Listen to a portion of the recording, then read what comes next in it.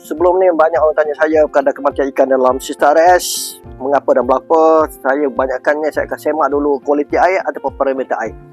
Okey, yang penting dalam utama dalam sistem ternakan sistem RS, peternak ataupun yang baru nak bermula, pastikan kualiti air ataupun parameter air dipatuhi. Okey, untuk anda dapat ikan aktif begini, pastikan yang pertama adalah amonia.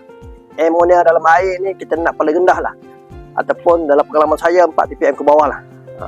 Jadi untuk dapatkan amonia ni rendah, saya dapatkan satu produk itu dinamakan Domi8.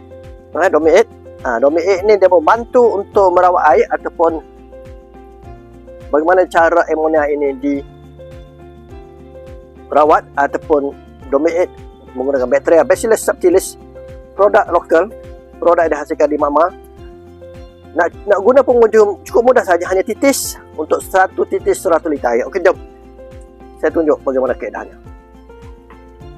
Tangki ini adalah menggunakan 100 gallon air ataupun 375. Jadi saya guna kartunya 2 titis, 1 2. Okey, simple saja penggunaannya. Hanya dapat titis saja ke dalam untuk mengikut jumlah sipadu. Kalau ada 2 tangki, tangki 1, tangki 2, jadi masukkan mengikut isi padu air.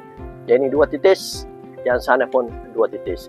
Dan juga untuk sistem RS, masukkan juga di dalam biofilter. Untuk di biofilter, memandangkan air ini adalah kurang daripada 100 liter air, saya masukkan 1 titis saja, memadai.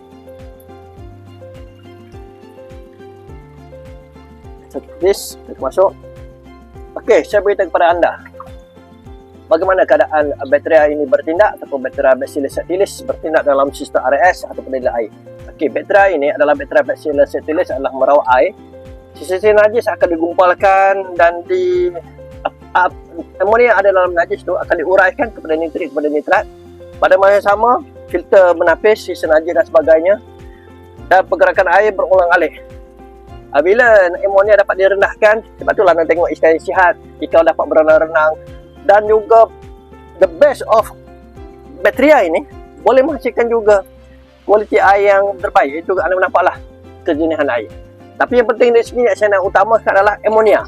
Dalam sistem RS ataupun sistem ternakan ikan tilapia, amonia ini adalah toksik kepada ikan, kehidupan air. Jadi kita dapat rendahkan amonia dengan Bacillus subtilis ataupun Domi8. Itulah yang saya pakai sehingga sekarang.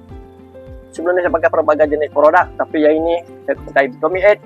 Dah berapa lama saya pakai, lihatlah suasana ikan sihat, ikan segar, ikan aktif, ikan selera kemakan dan ikan membesar dengan baik.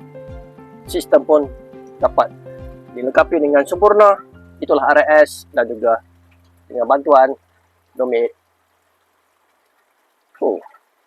Domi8 bakteria yang bermanfaat kepada sistem ternakan ikan masa kini.